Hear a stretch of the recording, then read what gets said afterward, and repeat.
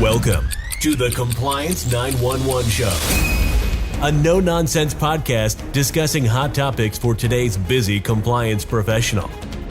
It's everything you wanted to know about regulatory compliance, but we're afraid to ask. And now, here are your hosts, Dean Stockford of M&M Consulting and Len Suzio of GeoData Vision.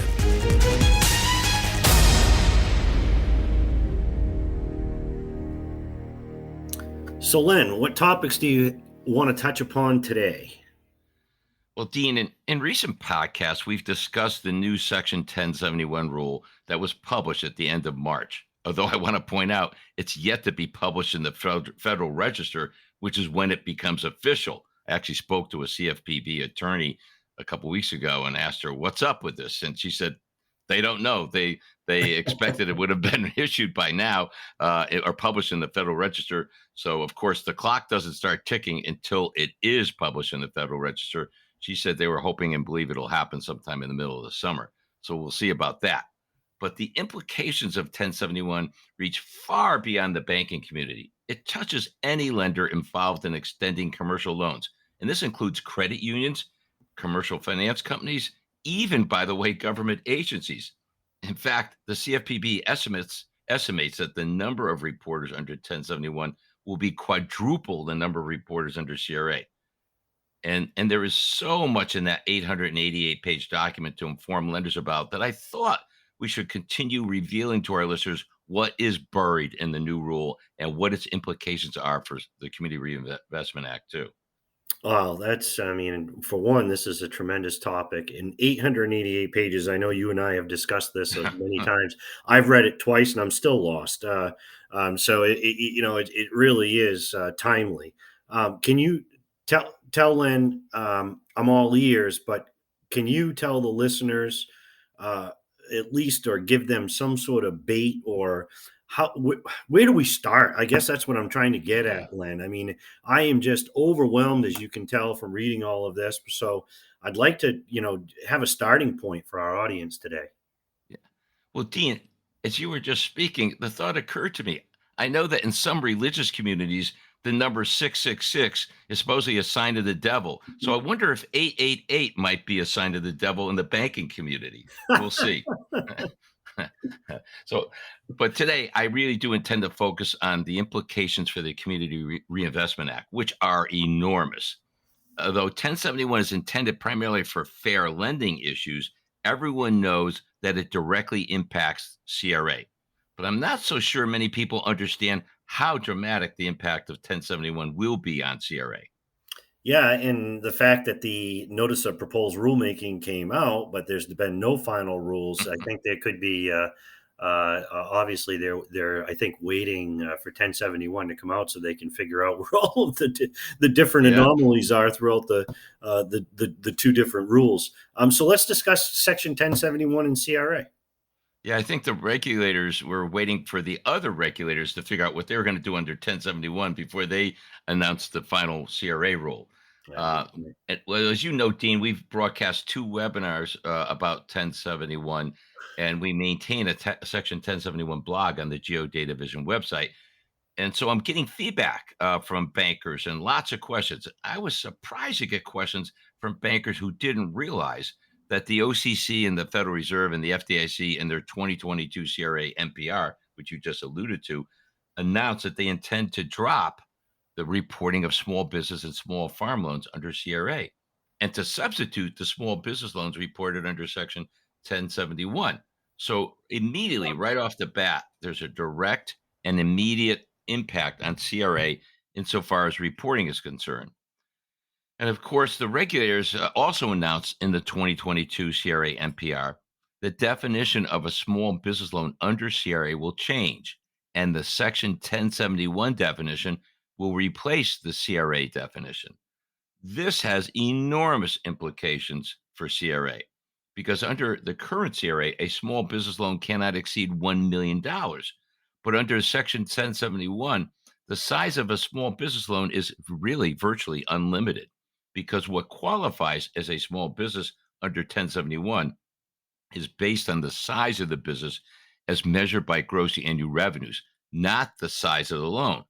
So that's a second major effect of 1071 on CRA, and it has very, very substantial. This is not incidental. This is big time impact on CRA for banks that are subject to CRA. Okay, Len. So there's a lot to unpack here. So there's two direct and significant 1071 impacts on CRA.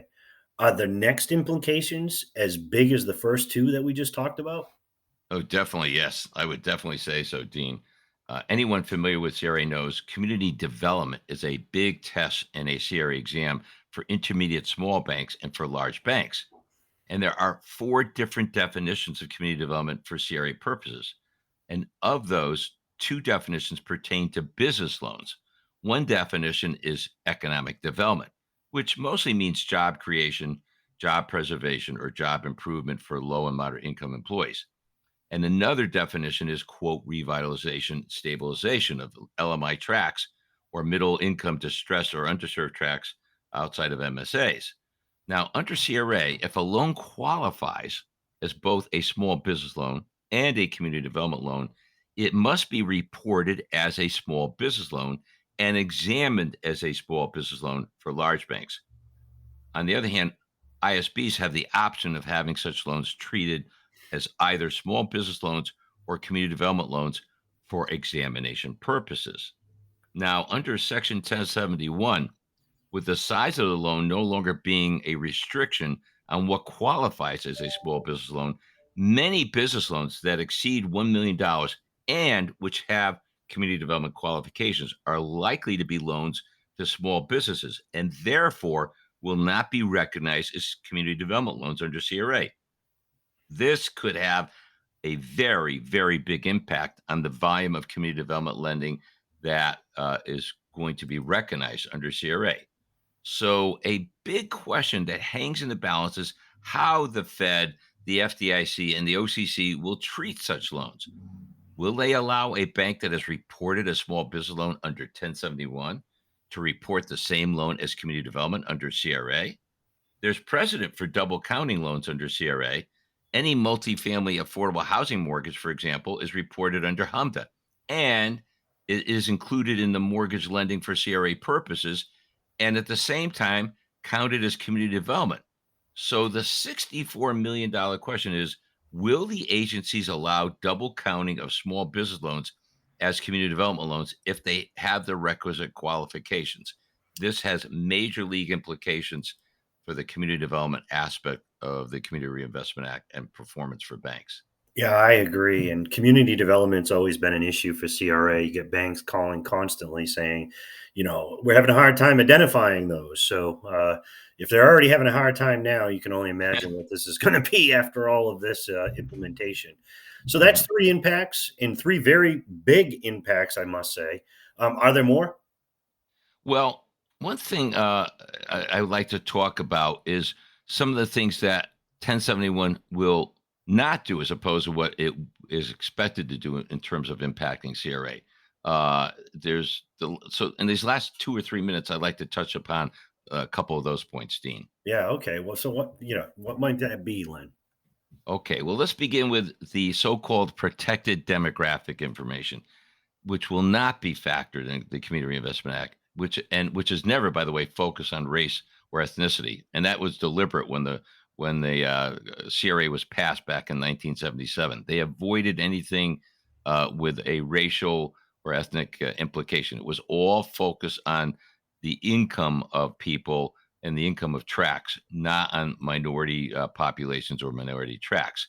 So a lot of people, however, seem to be worried about this. They're concerned that maybe race and ethnicity will be brought in to CRA performance evaluations. But as the statute and the regulation have been written, they deliberately avoid race and ethnicity as a performance issue. So I want to allay our listeners' apprehensions about that. Now, another thing to be reported under 1071 is the course of action pertaining to small business loans. For all of its history, CRA is focused only on loans originated and loans purchased. It has never considered loans denied or any of the other outcomes. So I think concerns about CRA now, considering the possibility of adding all courses of action, are not warranted. However, there's one very big impact regarding the course of action, and that is loans purchased and participations will not be reported under 1071. And I know, Dean, and I'm certain you do too, that some banks rely on their ability to purchase small business loans and have them count in CRA exams. So apparently that's not going to be available anymore. And that itself could be a very big impact on the banks that have been relying on purchase loans to help them augment their CRA performance and get through their CRA exam. And finally, the last thing I want to mention about the 1071 and what's there in 1071 that will not be in CRA is the pricing data. In 1071, there's going to be a lot of information about pricing of loans that's going to be collected and reported. And I do not see that being an added factor in CRA exams. As we've said, CRA exams are all based on where you're making loans and to whom you're making loans. It's never been focused on anything else but that. So I don't believe that will be a factor either. So there's several different things in 1071 that I know some bankers are worried about that might be incorporated into CRA, and I don't see these courses of action, the racial ethnic backgrounds, or the pricing data being incorporated in CRA exams going forward. Well, certainly a common thread by looking at all of these, between 1071, CRA, fair lending. It certainly hones in on discrimination, and you can tell that's what they're trying to get at. So Mm-hmm. we've alerted our audience to three, I will call them huge impacts of 1071 on CRA. You also identified some important data to be reported under the new 1071 rule, but which you don't expect to have an effect on the CRA performance issues. Yeah. And of course, Dean, we're only touching the tip of the 888-page iceberg. But having our audience digest the new rule incrementally, step by step, is the best approach. Otherwise, it's just too overwhelming for many people. In fact, I heard an ABA attorney speaking about it the other day, and she professed that she is still busy trying to assimilate all the content of the document. And I had to point out to her a couple of things she wasn't clear about that I was familiar with in the new rule. So even the lawyers are, I think, still being overwhelmed. So you can imagine what most bankers are feeling at this point in time. Yeah, well, with the mention of iceberg that you just said, now I can find the connection to climate risk as well. I told you all these things interconnect, Len. That's for sure. Well, I think identifying these issues in bite sizes has been extremely helpful, not only to myself, who still is trying to unpack all these pages, but also to our listeners. And all these important aspects of this new rule. So, kudos, Len, and thank you on behalf of our audience for all this great information and all the challenges, I guess you could say, that are in front of us relative to 1071, CRA, so on and so forth. This is Dean Stockford from M&M Consulting. And this is Len Suzio of Geodata Vision saying we hope you enjoyed today's podcast. And we encourage you to send us in your ideas for future podcast topics. Thanks for listening to the Compliance 911 Show. If you like the podcast, be sure to subscribe so you don't miss an episode. While you're at it, please give us a like and review to help others find the show. As always, links are in the show notes, and you can always find us online at compliance911show.com. Follow M&M Consulting and Geodata Vision on LinkedIn for all the latest news and information on compliance hot topics.